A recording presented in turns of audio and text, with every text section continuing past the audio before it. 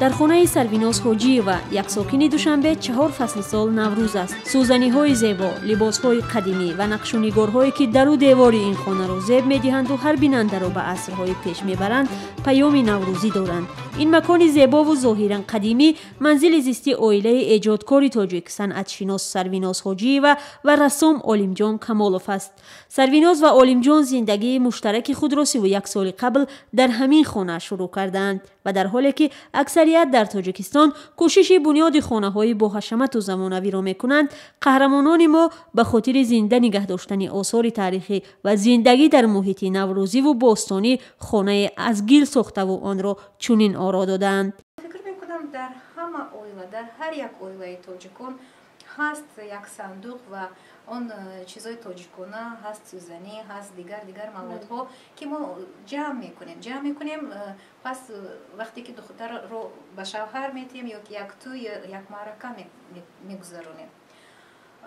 فکر کردم که این چیزها رو اگر ما در صندوق نیو همین خیلی گرفته خانه رو آرایش کنیم اگر بهتر میشد. مقصد خود هم رسیدیم، چون که اون مهمان هایی که به تاجیکستان می آیند و از روی اینترنت که ما در اونجا این صورت ها رو میگذاریم کوفته به خانه ما می آیند و میخوان در اینجا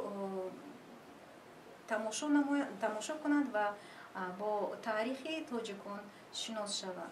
آثارخانه در برابر بازگویی از تاریخ و آثار و ارزش‌های ملی همچنین از گذشته روزگاری آن خانواده قصه می‌کند.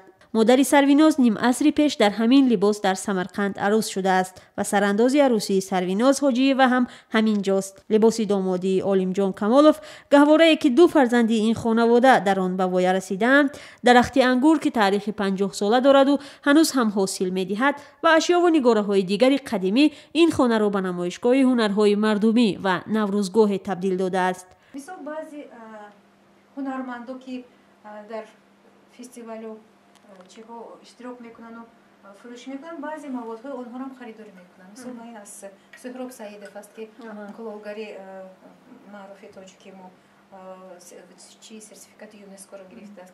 این هم از یک چی ارمغان. مهمانخانه باستانی این خانواده ایجادکار تاجیک مخصوصا در نوروز مکان استقبال مهمانها و صحنه نوارگیری برنامه و نوارهای جالبی بهاری است. نوروز البته ایدی است که همه جشن میکنن و این روزی تولد مادرم میخواستیم که یک نمایش اثرهای مینیاتور رو برگزار کنیم در شهر دوشنبه در مهمانخانه سرینا که حاضر ما تکلیف شدیم در اونجا یک ماه یک اثرهای مینیاتور رو گذاریم.